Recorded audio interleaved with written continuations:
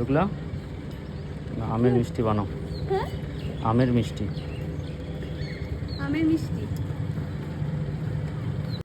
আমি সিজন শেষ হওয়ার আগে একবার বানিয়ে নাও এই সুস্বাদু আমের কাঁচাগোল্লা।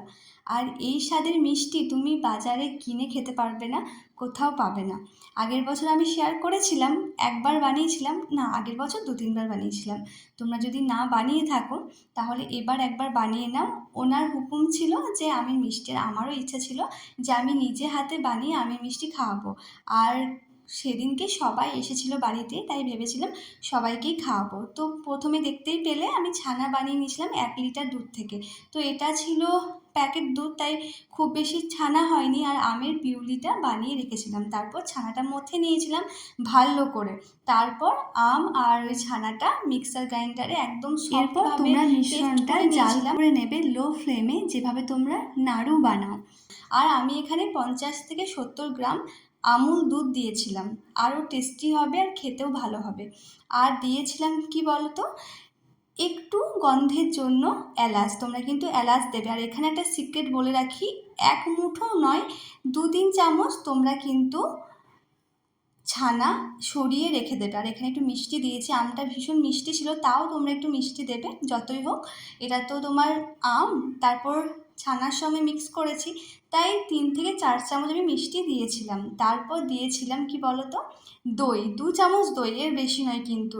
আর দইটা দিলে মুখে মেল্ট হয়ে যায়, কোনো খারাপ হবে না। তোমরা বাড়িতে একবার বানিয়ে দেখো, ভীষণ ভালো খেতে। আমের সিজন কিন্তু শেষ হয়ে যাচ্ছে, আর এটা তুমি কোথাও কিনে খেতে পারবে না। আর যারা খাবে তারাই তোমার নাম করবে, ভীষণ ভালো খেতে। আর এটা তোমরা লো ফ্লেমে, আমি প্রথমে ইন্ডাকশানে দিয়েছিলাম কারণ রান্না হচ্ছিল, সবার আসার ছিল, গ্যাসটা একদম বুকিং ছিল।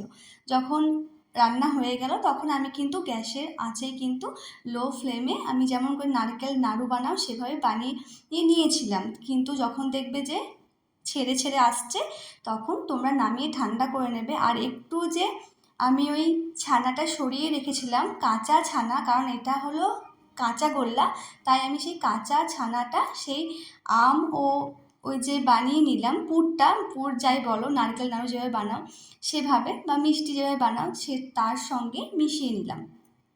তো মিশিয়ে নেওয়ার পরে ভালো করে মিশিয়ে নেবে। আর বুঝতে পারলে তো কখন তোমাদেরকে নামাতে হবে, যখন শুকিয়ে আসবে আর যখন ছেড়ে ছেড়ে আসবে। তারপর আবার লাগবে আমুল দুধ, আমুল দুধে মিষ্টিটা কোটিং করে নেবে। এতে দেখতেও সুন্দর লাগে, খেতেও ভালো লাগে। তো এইভাবে আমি বানিয়ে নিয়েছিলাম, খুব বেশি হয়নি জানো তো, মাত্র ওই 10 থেকে 12টা পিস হয়েছিল। আর আমরা 8জন ছিলাম, 8-9 জন ছিলাম। তো সবার জন্যই ভেবেছিলাম আমি মিষ্টি বানাবো, অনেক দিন থেকে সময় হচ্ছিল না। খুবই সহজ এটা, তোমরা জাস্ট কিছুক্ষণ সময় লাগবে। আর বলে দিই, 17 থেকে 15 মিনিট জাল করে নেবে ওই যে আম আর ছানার মিশ্রণটা, চিনি, একটু দই আর এলাচ দিয়ে। বলো কেমন হয়েছে? সুপার সুপার, এক্সেলেন্ট, দারুণ হয়েছে, দারুণ।